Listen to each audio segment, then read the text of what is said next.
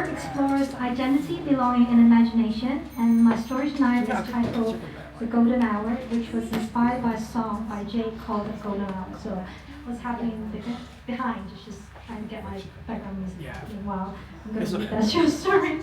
But a little background with the short story. It was originally published by Pop Shop, which sadly closed down a year ago.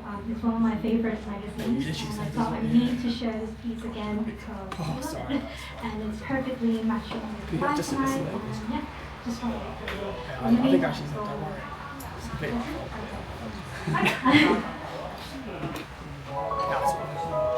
So the song is actually The Golden Hour.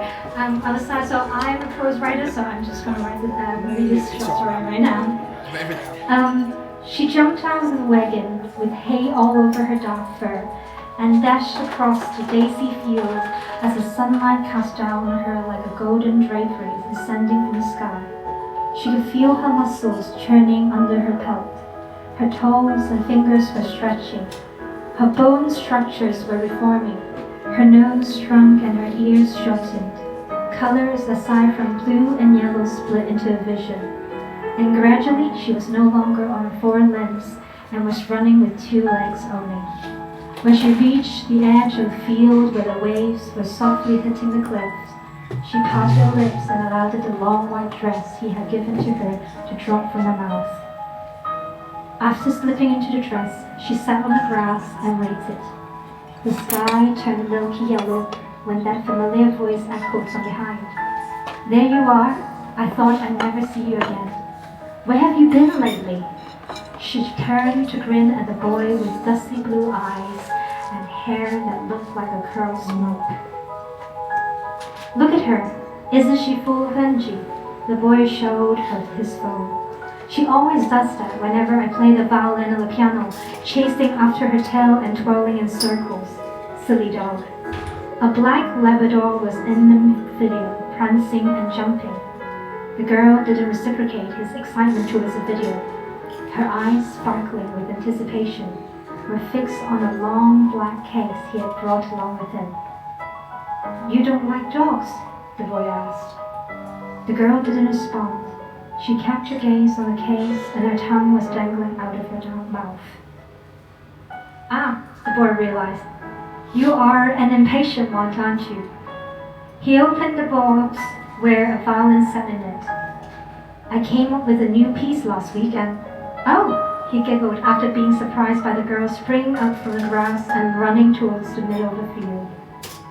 He held up the violin to his neck and tuned it a bit before he played the melody in his head. As he pulled on the bow, the girl lifted from the ground on one leg and extended her arm to form a ballet position. Then she started moving her body rhythmically to the music. The tempo of the music was fast at first and contained short glides of the bow. She tiptoed and wiggled her arms and fingers, allowing herself to feel the flexibility she never had when she was in her other form. The music slowly built up as she threw her head back and arched her back to let herself dive into the tune as though she was underwater doing a backstroke. Under the amber-colored sky, she looked as if her skin was painted with a layer of golden glitter while she drew a circle with one foot and made a big jump when the tempo sped up. The moment the music reached the high notes, she began to spin around and a wide smile broke across her face. This was what he had wanted, simply to show her appreciation for the music he had created. When the tempo slowed down a bit, she outstretched her arms and waved them up and down like a bird flying the sky. During those days of looking out of the window, she had always wanted to know how it felt to have her limbs move like that. Yet her other form had restricted her from doing so. She closed her eyes and let the soft breeze sweep through the field to go through her dark hair, leaving daisy petals in it before she dropped to the ground. To the last chorus, she let only her fingers dance in the air, imitating the boy's movement when he was playing the piano at home. "You're unbelievable." The boy was amazed at how the girl managed to immerse in his music so perfectly when supposedly this was her first time listening to it. and how strange it was that she only appeared whenever a new piece of music was composed.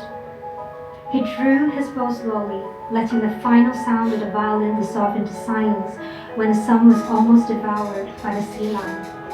The two of them enjoyed serenity after their performances until the buzzing coming from the boy's coat on the grass broke the silence. "Mom, that's weird. She knows I'm out," the boy said when she wasn't fast enough to pick up the phone and saw the multiple notifications. "Oh no, not again.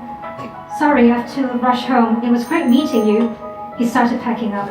"I hope to see you again." He dashed it off. When the boy was completely out of sight and the golden hour was over, the girl began to sense her muscles shifting and her bones reshaping, forcing her to curl her back. Long fur sprouted out of her limbs and all over her body. Her vision was stripped of colors again, except blue and yellow. She could feel her snout growing back and her ears enlarging, back in her old form. She hid the white dress in a wood shed in the garden before sneaking into the house from the back door in the kitchen. The sound of the old wooden door squeaking was unavoidable. "Is that you, Saul?" She heard the boy's voice. "Where have you been, you silly dog? We've been worried sick." He appeared in the kitchen and kneeled to ruffle her fur, which was decorated with daisy petals. She jumped at him, staring straight at his dusty gray eyes, and began to lick him frantically, messing up his gold curly hair. "You're in a good mood, aren't you?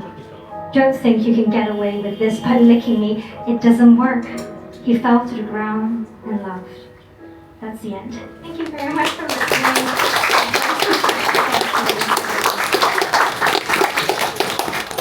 Right, up next we have Harris.